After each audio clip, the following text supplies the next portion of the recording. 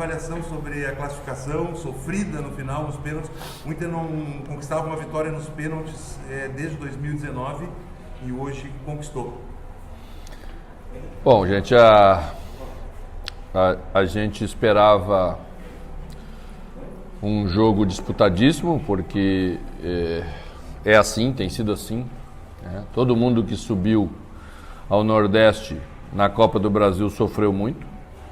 A maioria das equipes perderam, né? Perderam de 2-0, perderam de 1-0. Mas acho que a gente fez um bom jogo em termos de qualidade de jogo, pelas circunstâncias todas. Criamos muitas oportunidades de gol, criamos 8 oportunidades de gols, fizemos um levantamento rápido lá. Mas saímos perdendo, o que era bem complicado, era tudo que nós não queríamos no finalzinho do primeiro tempo, tomamos um gol. Voltamos bem, a equipe foi criando até empatar, tínhamos o jogo sob controle, e aí numa saída de bola um pouquinho errada pelo lado, chutamos a bola voltou rápido no nosso sistema defensivo, e aí tomamos o segundo gol. Isso levou o jogo para as penalidades máximas. É a terceira que eu como treinador enfrento desde que a gente está aqui, e hoje felizmente tivemos um final feliz, diferente das outras duas, por mérito dos batedores, por mérito de Kehler, que fez a tão esperada defesa que a gente estava querendo, né? A segunda, ao meu ver, uma defesa bem difícil de se fazer em termos de cobrança de penalidade máxima, era uma bola alta, né? Mais alta. E a gente leva a classificação para as oitavas depois de bastante tempo, vence uma penalidade máxima, uma decisão, acho que a última tinha sido em 2017. 19? Desculpe o equívoco. São sinais que as coisas realmente começam a tomar um caminho diferente, e eu que já participei muitas vezes de campanhas de Copa do Brasil, já passei por isso muitas vezes, já passei dentro de casa, já passei fora, é assim, e resta a gente continuar trabalhando para, com a produção que a equipe está tendo, transformar essas chances em gols com mais frequência, para, ao meu ver, nem precisar passar por uma decisão de penalidade como a gente passou hoje. Mano, boa noite. Claro que o Inter teve um jogo importante no final de semana contra o Flamengo, venceu um adversário do seu nível, top, né, que vai brigar por títulos importantes. E o torcedor, né, veio com expectativa para esse jogo, conseguiu a classificação. Como você disse, o Corinthians sofreu, o Atlético Paranaense também sofreu, e o Inter está lá. Te preocupa mais, né, o fato do Inter ter sofrido talvez um pouco mais do que deveria para esse jogo, ou te preocupa ou te deixa mais aliviado que dessa vez, mesmo quando as coisas conspiraram contra, o Inter conseguiu a classificação mesmo na adversidade, coisa que não aconteceu contra o Caxias, mesmo quando o Inter jogou bem no Beira-Rio? A parte final sempre é a mais importante, né? Eu sempre defendo e quero dizer para vocês que tenho uma experiência larga nisso. Nesses momentos a gente tem que ter uma boa dose de humildade para entender o que se passou, né? Eu achei que a equipe jogou bem, achei que ela criou oportunidades suficientes realmente para vencer a partida. Acho que ninguém pode dizer que ela não fez isso, e só não fez porque não fez os gols, né? Tivemos acho que a primeira oportunidade com menos de 30 segundos, a primeira bola do jogo, que Alain deixou escapar um pouquinho no domínio e aí não conseguiu concluir. Depois Alemão, cara a cara, deu uma cavadinha, a bola saiu, né? Depois tivemos Alain, cara a cara, que a bola tirou o zagueiro embaixo dos paus. Depois Pena com uma defesa espetacular do goleiro. Depois Maurício, né? Então fomos criando o suficiente para vencer. E talvez essa seja a última página dessa diminuição, dessa pressão, que às vezes atrapalha um pouquinho, porque é lógico que na cabeça dos jogadores e até do torcedor o filme volta, né? Então tinha que virar essa página como a gente virou hoje, e eu tenho certeza absoluta que esse acontecimento daqui vai ajudar muito a gente passar por outras situações como essa com mais facilidade. Quando você sempre cita o processo, né? da caminhada, que não é do dia para a noite, não é no começo que já se ganha esse título, que se quebra essa cena aí de alguns anos sem conquistar títulos, e vem toda a carga, né? E nesses momentos, você mesmo mencionou que a terceira eleição por pênaltis do clube sob teu comando, a primeira apenas que avança, já tinha um histórico, vinha tudo nesses momentos mais derradeiros. O time pegou então a casca definitivamente para conseguir alavancar esse momento derradeiro da temporada?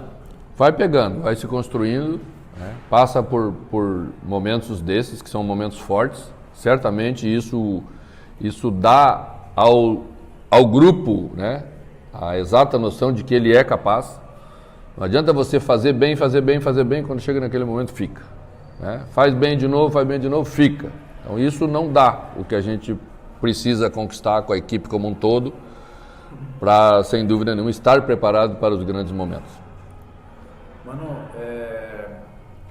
citou as outras disputas de pênaltis do Inter sob o teu comando, e tem outras duas ainda, né? Então o Inter chegou aqui, naqueles minutos entre a derrota e o início das cobranças, com um histórico de 5 eliminações seguidas, né?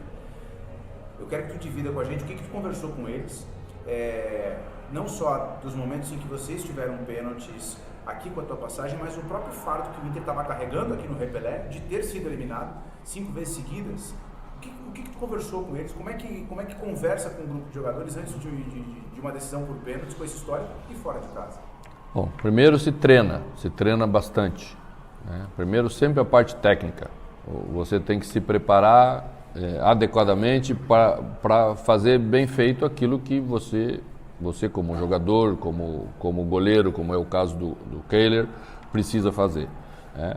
Mas eu tenho para mim que esse momento ele é tão de pressão tão grande que às vezes até a parte técnica você se perde um pouquinho, né? Tem muita gente que treina maravilhosamente bem e cobra tecnicamente muito bem e que chega naquele momento, talvez o jogador nosso que melhor bateu todos os treinamentos foi o Maurício, e foi o único que perdeu, né?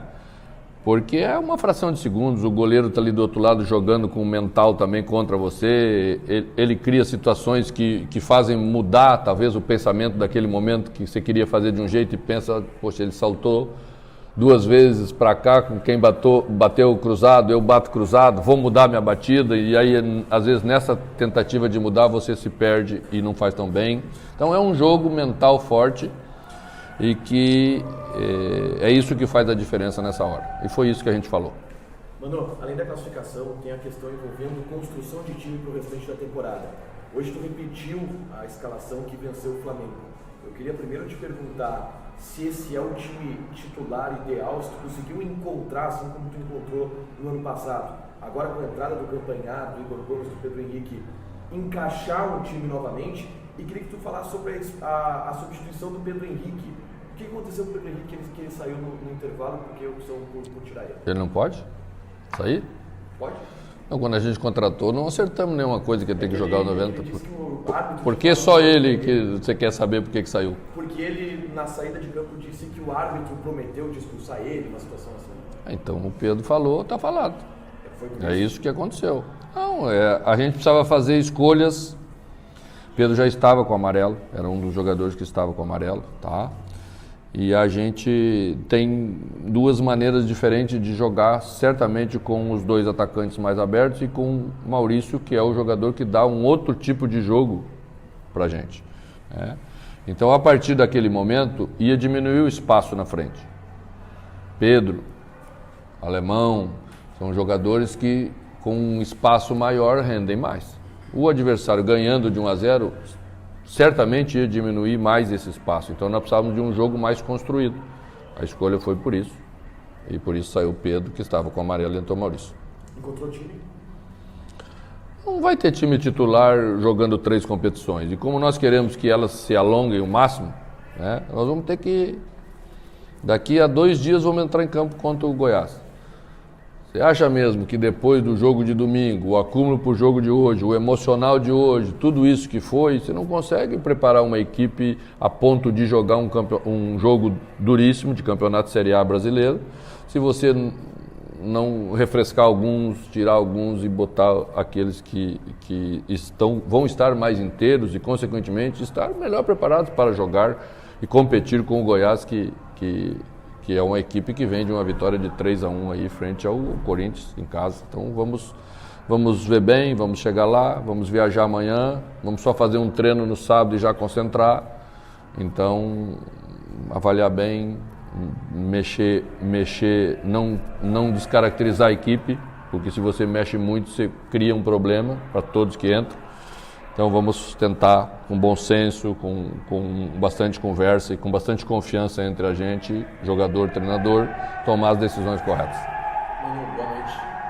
Por falar em escolhas, o Taualara entraria na vaga do Wanderson, mas depois tu acabou trocando essa substituição e colocando o Matheus Dias no lugar do Campanharo.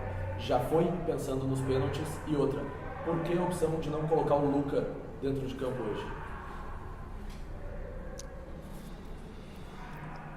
Não foi pensando nos pênaltis, é porque eu só tinha mais uma alteração para fazer e não podia errar. Wanderson pediu, disse que estava com um pouco de limitação já na parte física, mas Campanharo não vem jogando nesse nível há bastante tempo. E se eu faço a alteração errada naquela hora e perco daqui a pouco Campanharo por uma incapacidade de terminar os últimos minutos, podemos perder o jogo de 3-1 e você vai tudo embora. Então foi por segurança do meio campo, é um lugar onde você precisa estar sempre disputando a bola. Eles haviam feito 3 trocas naquela hora, entrou Rodolfo, né, um jogador que eu conheço desde o Flamengo, que tem muita qualidade técnica, então precisava de um jogador com mais saúde naquela hora para poder sustentar ali. Questão do Luca, é porque a gente precisava de um jogador que tivesse capacidade um pouco mais de armação. Como eu trouxe o Maurício para dentro, porque Alan já não tinha mais capacidade, seria um risco muito grande continuar com ele para o resto da temporada. Eu coloquei Jean, que trabalha dos dois lados, a vida inteira trabalhou dos dois lados, pela direita e pela esquerda, e acho que a gente fez bem de ter uma saída lá, e aí eu mantive Wanderson aqui.